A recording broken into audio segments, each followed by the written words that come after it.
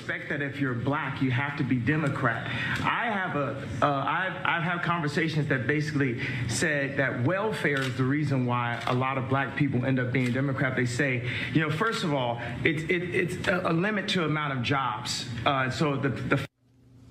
right, so before you even go any further, so he just said that what he has been told, that welfare is the reason a lot of black people are Democrats. First of all, if anybody understands history, African Americans were largely Republicans after the Emancipation Proclamation. And so you can look at the numbers. When you look at the African Americans who went into Congress, the U.S. House, as well as the U.S. Senate, they were black Republicans. And it didn't change really until Herbert Hoover came with the Lily White movement. Still had significant black support on the Republican side, but black folks were saying they were not strong enough when it came to civil rights. The shift really started with Franklin Delano Roosevelt. Why? Because of New Deal programs, not welfare, New Deal programs that also greatly benefited white folks more than they did African Americans. Republicans still got a significant number of black support in 1952, 1956, even 1960, but yet even in the campaign in 1960 was Jackie Robinson, who said that he was lied to by Richard Nixon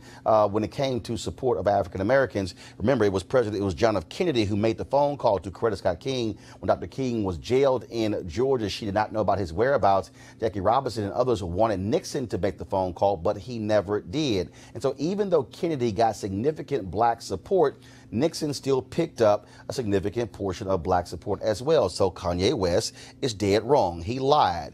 Black folks did not turn Democrat because of welfare. In fact, the most dramatic shift took place in 1964 when it was Senator Barry Goldwater of Arizona who declared his opposition to the 1964 Civil Rights Act. That is when it all changed. Not welfare, Kanye. It was the Civil Rights Act of 1964. So on that point, whoever told you that doesn't know what the hell they're talking about. And so the fathers lose the jobs and they say, we'll give you more money for having more kids in your home. And then we got rid of the mental health institutes in the 80s and the 90s, and the prison rates just shot up. And now you have shot. Let's deconstruct that. Now, what Kanye West just said is that he was partially right there. So what happened was, of course, in the 1960s, what people don't want to talk about is that the significant number of unemployed black men in the 1960s. And so you had folks who were in two-parent households. Then he talked about the amount of money that was going to these mothers. First of all, that wasn't somehow just going to black people. What happened was federal regulators, members of Congress, wanted to provide benefits to women, to single women. Now, the problem is the way they wrote it is that if they got married, then the benefits would decrease. What they failed to factor in is you could get married, but what would happen if that man was unemployed?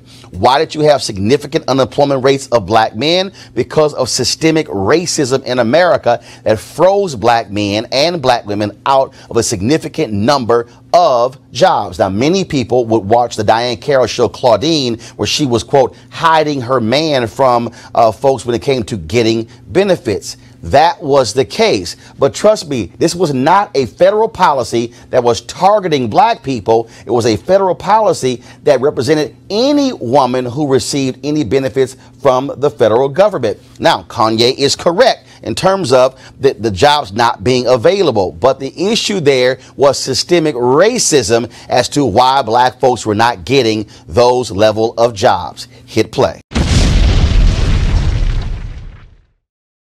Iraq, what people call Chirac, which is actually our murder rate is going down by 20% every year. I just talked to the superintendent, met with Michael Sachs, that's Rom's right-hand man. So I think it's the bravery that helps you beat this game called life. You know, they tried to scare me to not wear this hat, my own friends, but this hat, it gives me power in a way.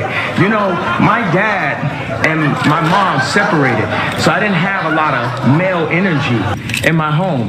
And also, I'm married to a family that, you know, not a lot of male energy going on. It's beautiful, though. But there's times where, you know, it's something about, you know, I love Hillary. I love everyone, right? But the campaign, I'm with her.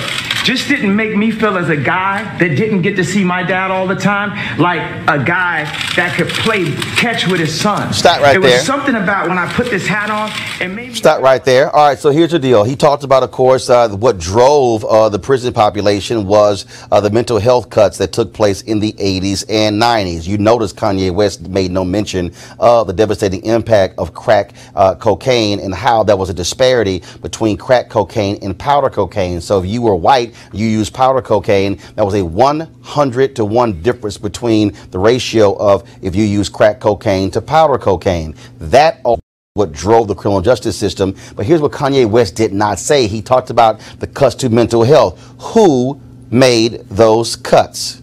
Ronald Wilson Reagan. Those were the massive cuts that were made between 1980 and 1988. So if you're going to make that particular point, then you must do so. What then happened was the cuts took place on the federal level, which then trickled down to the state level and then down to the county and city levels. And so you had folks who then said, mental illness, we don't care about that. We're going to have drastic cuts. It was Republican Ronald Reagan who drove that.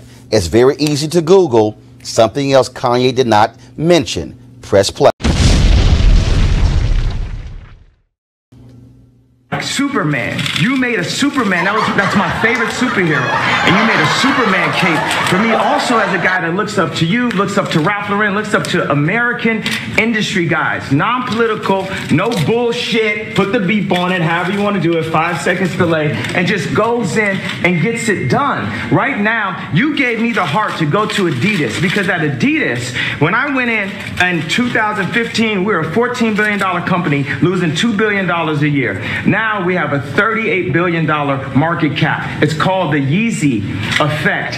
And I went to Casper. We had a meeting in Chicago. And I said, you have to bring manufacturing onshore, not even shore, into the core. It's not about the borders, the core of Adidas. And Chicago is the core of Middle America. We have to make Middle America strong. So I had the balls, because I had enough balls to put on this hat. I mean, this Adidas thing made me a billionaire. And I could have lost $200 million walking away from that deal. But even with that, I knew it was more important for me to take the chance of walking away from that deal than to have no fathers in Chicago with no homes. And when we do have prison reformation, for because it's habilitation, not rehabilitation, because we didn't have the abilities in the first place. We never had anyone that taught us. We didn't teach us. But exactly, we ain't had no one that taught us, right? So it's more important than any specific deal, anything that we bring jobs into America. Stop right and there. That we. Kanye West talked about the value of Adidas. Go to my iPad, please. According to this breakdown here, the brand value of Adidas in 2015 was $6.2 billion, and then it was in 2007 it was $7.9 billion. Not quite sure where he got the $14 billion and $38 billion from. So the second thing is, when you talk about what Kanye West just said, did you just hear him say prison reparations?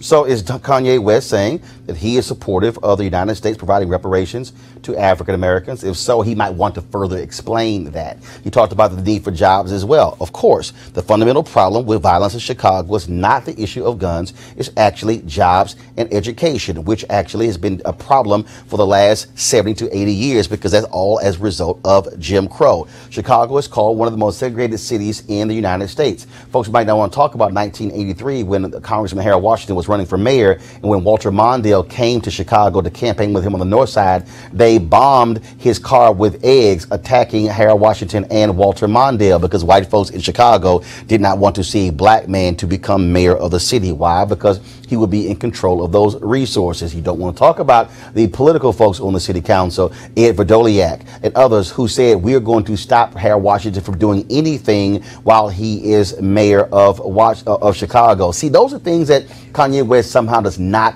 want to mention. And so when you talk about bringing jobs back to Chicago, well, then I'm trying to understand, Kanye, then what is the person across from you doing about that? Because Donald Trump has never presented a plan for Chicago.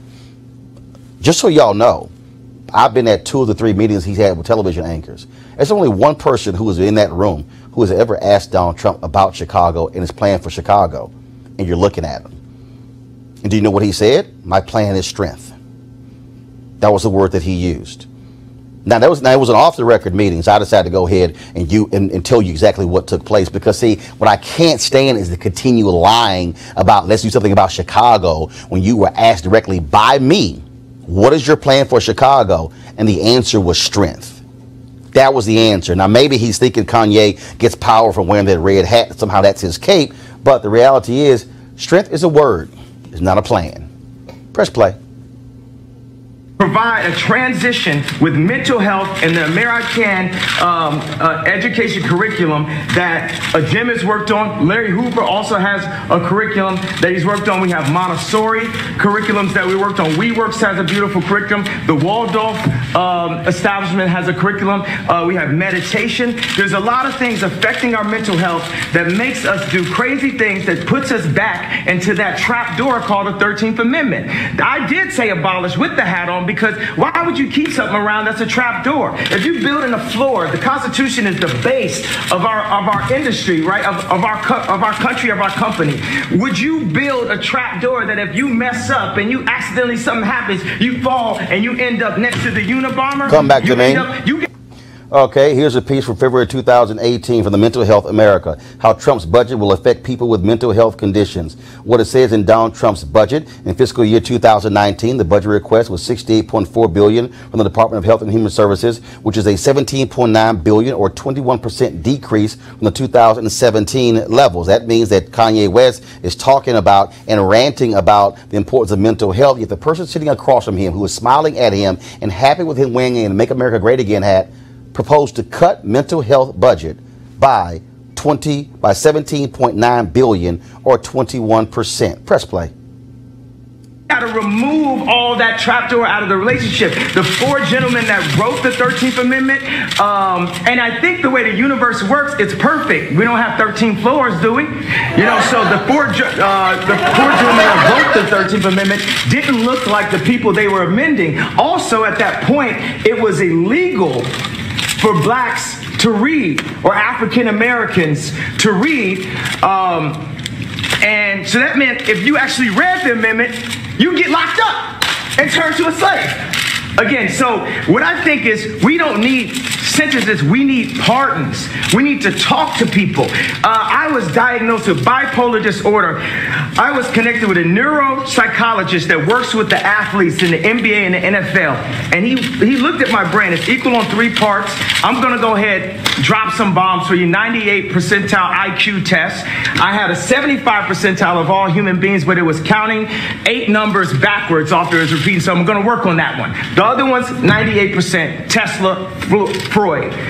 You know, so he said that I actually wasn't bipolar. I had sleep deprivation, which could cause dementia 10 to 20 years from now, where I wouldn't even remember my son's name. So all this power that I got, and I'm taking my son to the Sox game and all that, I wouldn't be able to remember his name from a misdiagnosis. And what we need is we can empower the pharmaceuticals and make more money. That's one thing. I've never stepped into a situation where I didn't make people more money. So we can empower pharmaceuticals. We can empower our industries. We can empower our factories. We can bring not only Adidas on shore, we can bring Foxconn to set up a factory in, I think, Minnesota. 53,000. Wisconsin. Yeah, Wisconsin. They have 4,000 jobs, people making $53,000 a year. And one of the things we got to set is Ford to have the highest design, the dopest cars, the most amazing. I don't really say dope. I don't say negative words and try to flip them. We just say positive, lovely, divine, universal words. So the flyest, freshest, most amazing car. And what we want to start with is, I brought a gift with me right here. Okay, y'all can, first of all, y'all can advance it past the I-plane, because I want to pick it up from there. So let me do a couple of things. He talked about the 13th Amendment, which was ratified in 1865.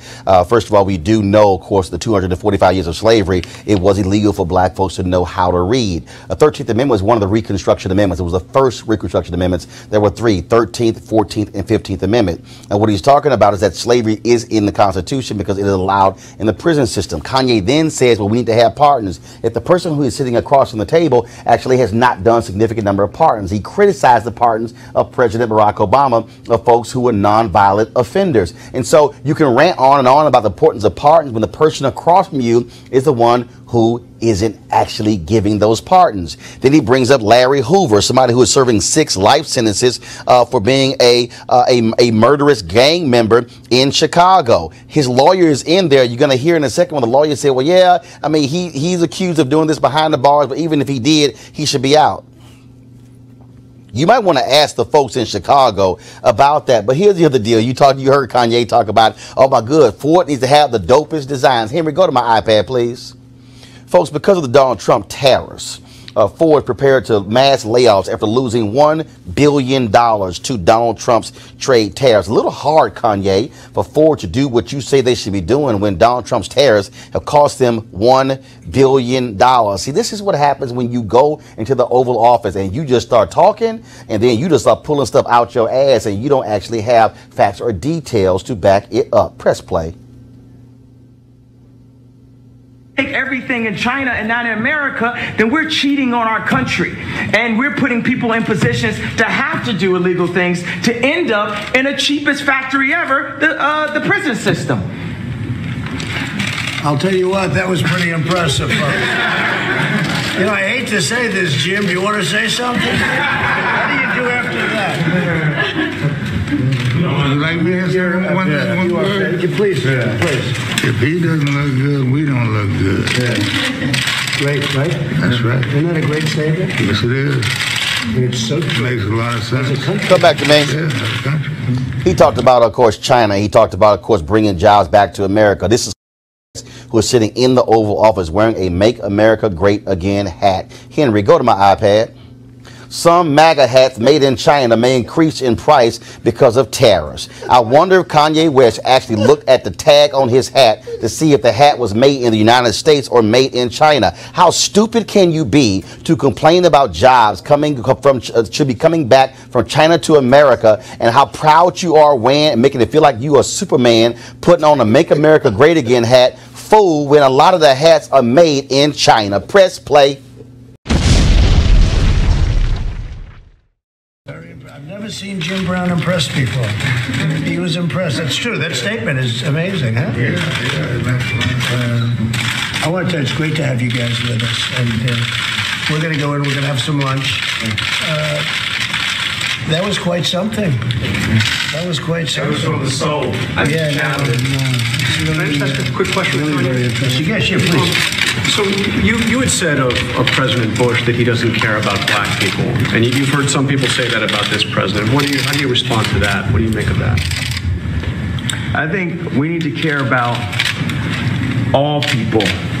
And I believe that when I went on to NBC, I was very emotional, and I was programmed to think from a victimized mentality, a welfare mentality. I think that with blacks and African Americans, we really get caught up in the idea of racism over the idea of industry.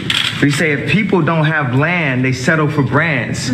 We want Polo Sport and Obama again. We want a brand more than we want land, because we haven't known how it feels to actually have our own land and have ownership of our own blocks. Stop, so when you please. don't have ownership, We don't know what it feels like to have ownership of our own blocks. Kanye, you might want to go look up Rosewood to see what black people own. You might want to go look up, of course, Wall Street near Tulsa to understand that. You might want to go look at those black towns that black people created in North Carolina and Virginia. The reality, Kanye, is after slavery, after the Civil War, black folks who were not given land, who were not given money, who were not given horses, who were not given anything, actually put their meager resources together to actually create their own communities, buy their own land, open their own stores. That is what happened. But what you need to quite understand, Kanye, is because of systemic racism and white supremacy in this country, black land was stolen from African Americans. In fact, you had individuals when black folks dared to even speak out about voting.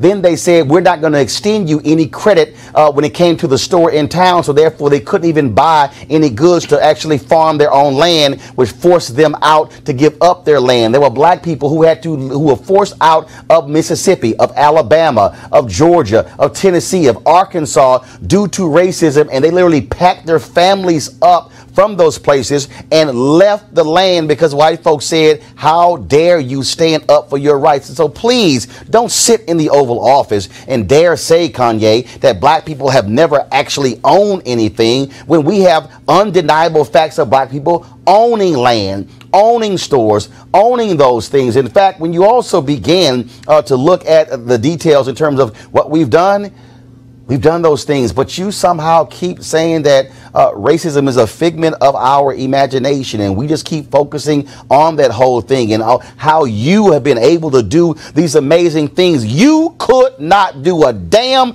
thing if Harry Belafonte didn't do it, if Paul Robeson didn't do it, if Sidney Poitier didn't do it, if Berry Gordy didn't do it. Those were the people who took the daggers of Jim Crow, who took the indignity of not being able to walk through the front door and have to walk through the back door to allow you to be able to do what you do in music. Don't you dare act as if what they endured, somehow they were weak and somehow you are so much stronger when they paved the way for you to be able to do what you did. Press play. Then it's all about how something looks. It's about the patina. It's not about the soil. It's not about the core. So we focus more on, is somebody wearing something? Did someone disrespect me? So I gotta shoot them? Or the idea of someone being racist. You know, we talk about police murders, which we definitely have to discuss, and we have to bring nobility to the police officers and make them, because police officers are just like us. But this is this whole hate building, right? And that's a major thing about racial tension. And we also, as black people, we have to take a responsibility for what we're doing. We kill each other more than police officers. And that's not saying that the police officer is not an issue, because they are in a position of power.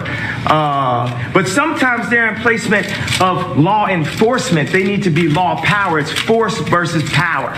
You shouldn't have to force people to do that. So a lot of times the police officer is sitting there, they're being forced to do this and forced to do that block, and then they force somebody into something and force something. We have to release the love throughout the entire country and give opportunities. A lot of times it's just the overall lack of reparations that we, at any given point, we say, oh, this is racist, this is racist, this is racist, this is racist. So we don't have the reparations, but we have the 13th Amendment. We got to open up the whole conversation. So, and that's a move. One of the moves. Again, I'm just trying to understand here. So you talked about opening up the love with police departments. Is this not the same city where he's from, where you just saw Jason Van Dyke, who was convicted of second-degree murder in the case of Laquan McDonald for shooting him, lying by saying Laquan McDonald was charging him? Is this the same city where you have a black cop right now who is on trial for being an absolute thug for shaking folks down? Is this the same city in the Laquan McDonald case where several cops erased the video at the Burger King and lied in their testimony, lied in the report? Is this the same city of Chicago where a judge said there were 8 cops who lied on the witness stand? They were flat out lying, and he busted them and reported them, yet the Civilian Oversight Board did not move on those cops. Are you also talking about the same Donald Trump sitting across from you who just stood before police and said that he supported stop and frisk, even though it is a racist policy? We should talk about racism, Kanye, but Donald Trump actually said supporting racist policy. And not only that, is this the same person you're sitting across from who Jeff Sessions is Attorney General, who is opposing the consent decree in your city of Chicago, which is designed to force these cops not to use of force, yet you are talking about the whole issue of enforcement and power? Sounds to me like they have all of the power in Chicago, Kanye. The person you're sitting across from is actually advocating and pushing policies that are completely 180 degrees different than what you're saying in your rant. Press play.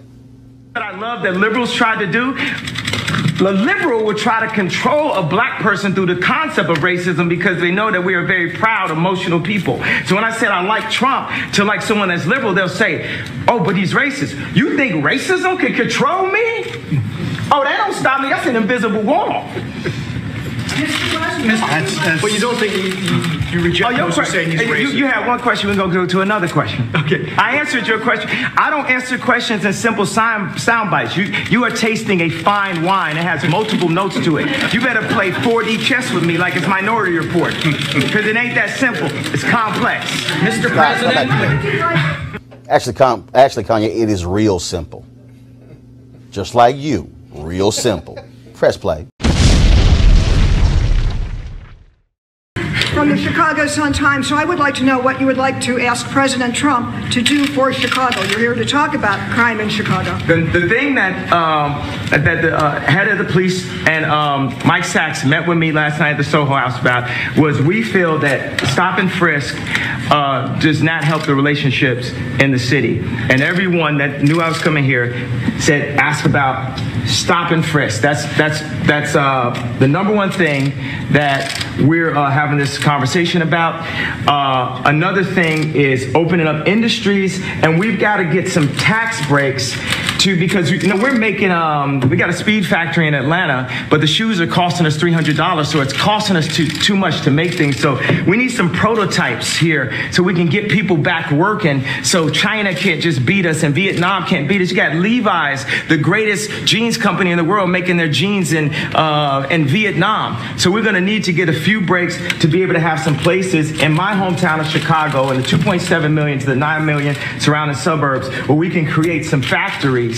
Now, I think it would be cool for them to be Trump factories because he's a master of industry. He's a builder. And I think it would be cool to have Yeezy ideation centers, which would be a mix of education that empowers people and gives them modern information. Like sometimes people say, this kid has ADD, this kid has ADD. He don't have ADD, school is boring. It was boring, it's not as exciting as this. We have to make it more exciting. We have to mix curriculums. You play basketball while you're doing math. You learn about music while you meditate in the morning. We have to instate mental health and art programs back into the city. So those are, and also Larry Hoover is an example of a man that was turning his life around. And as soon as he tried to turn his life around, they hit him with 6 life sentences. So I believe you say don't tear down the statues. Larry Hoover is a living statue. He's a beacon for us that needs to see his family, that needs to go out and represent. When you have a block leader on every single block, they can own the block as their own. That's something I learned from Jim Brown, from A Mayor I Can. We need to put curriculums from people who really came from the streets, not people who are just trying to set us up to go into a work system or prison system that applies to what people are really going through, which Jim Brown has created. What about gun violence with all the debate about the Second Amendment going on? The problem is illegal guns. Illegal guns is the problem, not legal guns. We have the right to bear arms. President Trump has said that he favors stop and frisk. Are you guys going to be discussing that? Do you think he can change his mind? Yeah, we're gonna discuss. I didn't mean to put you on blast like that, bro. But it's definitely. Hey, I'm open-minded. I'm here. Yeah. Come back. Mr. President, would you like him to speak up? Come back. Oh, I didn't mean to put you on blast, bro. Do you realize that just 2 days ago he gave a damn speech in Chicago, touting stop and frisk, saying it should be national policy? And now, oh, I'm open. No, he's not. You're getting played, Kanye. Oh, by the way, great rant about education. And you know, you're absolutely right. We should have music back in schools and arts back in school. Here we go to my iPad. A Trump administration 2019 budget proposing a decrease of $3.7 billion in the Department of Education. Looks like Donald Trump ain't really down with you. But also, Kanye, while you also having your conversation, talk about how the Trump administration is allowing for-profit universities back into the door and basically stealing money from students. It's amazing what happens when you do not read or watch this show. Press play. One of your rallies. He can speak for me anytime he wants. He's been a great guy. He's a smart cookie. Smart. He gets it. These two guys, Jim Brown, he's been doing this for a long time. Is this a future presidential candidate? Could very well be. Only after. Could very well be. That's good. I'm glad to hear that. We have a good, and the thing is, let's stop worrying about the future. All we really have is today. We just have today, over and over and over again, the eternal return, the hero's journey. And Trump is on his hero's journey right now. And he might not have expected to have a crazy motherfucker like Kanye West run up and support. But best believe we are going to make America great. Now the thing is, another thing is black people have an issue with the word again, and I believe my feeling from that is because I'm going to go all the way Sigmund with it, because time is a myth. All we have is now. All we have is today. So the word again, it doesn't hurt us because of the idea of racism and slavery, the different things. It hurts us because we need to focus on who we are now, today. I believe. So I actually brought some hats in that have a bit of a transition. I'm not trying to put you up on your spot a little bit. I made a hat that says "Make America Great." Just that. But I would love to see at the Super Bowl, Trump wearing the "Make America Great" hat, Colin wearing the "Make America Great," and showing that we can bend a bit on this side, we can bend a bit on this side, and we can learn how to be malleable in the infinite universe that we are and the loving beings that we are, that we don't have to stick to all traditions. And we aren't a side. We are one unit. We are one country. We are one moment in history and time. We might have been here before, but right now, we're here together, and the greatest value that people have are other people. And we need to stop working on red and blue. It's like a gang again. You're in the Oval Office. Okay. How does it feel to be in the Oval Office? Oh, it is good energy in this. Isn't it good energy? It's good energy. It's a great place. Jim, how do you feel? I feel good. Yeah. I truly feel good. I thank you, too. You're so respected. And what Kanye's doing has been incredible. All over the world they're talking about this. And I have to tell you, I had important meetings today with senators and with everything. Nobody cared. They wanted this meeting. This is the meeting. Is that right? I can say that to John. No, the others were good, right? But this is what they want. Maybe only you would be here. Well, it's my honor, Jim. I want to tell you, I've been a fan of yours for a long time. Long time. And nobody like you. Nobody like you. No athlete like you. Well, you know why I'm here? I'm here to serve. Yeah, it's really nice. I'm not here to ask for anything. I'm here to contribute. You know, that's always been the way Jim has been for a long time. And he just wanted to help. And I'm here to serve. I'm here to contribute. I'm not here to ask for anything. How in the hell can you sit next to somebody who just talked about mental health, who talked about high incarceration, who talked about violence, who talked about the need for all of these things in our schools? Every single thing Kanye West said, the person sitting across from him stands against. And then the one time in the meeting where Kanye actually was challenging something he said, he apologized. Oh, I didn't mean to put you on blast, boss. That's actually what he did. Now, if you're going to sit before the President of the United States, Jim Brown, and Kanye West, and again, I got no problem with you wearing a Make America Great Again hat. 94% black women voted for Hillary Clinton, which means 6% of black women vote for Donald Trump. Okay?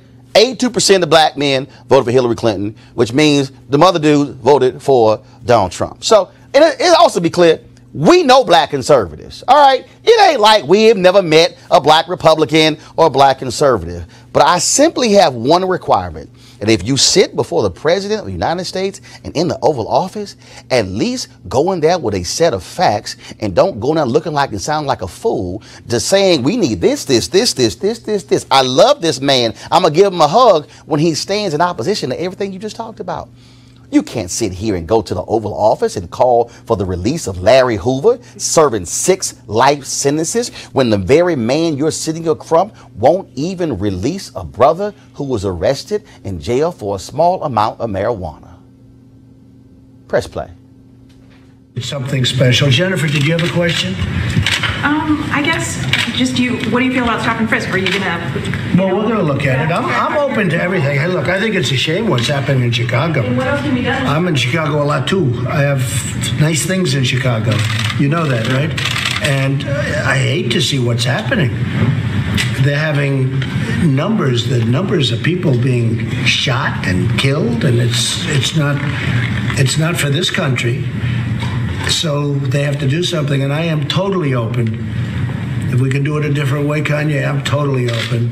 But they have to do, I mean, we all agree they have to do something. That's for sure. Is it a law enforcement issue, a legislation? Well, maybe it's a combination of both. Yeah, I guess it is, but I think it's probably a combination of both. And it's also a respect issue. They respect this guy, they respect this guy. That's a big thing. Right now, they're not respecting, let's say, your mayor or let's say your leadership in Chicago, but certainly it shouldn't be happening. What's going on there should not be happening. Steve, go ahead.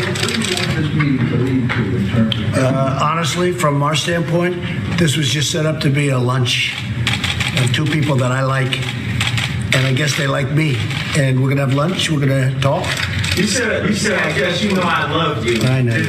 But I don't want to put you in that spot. But no, I'm standing in that spot. I love this guy right here. Let me give this guy a hug right here. I love this guy right here. That's really nice. And that's from the heart. I didn't want to put you in that position. I love this guy right here.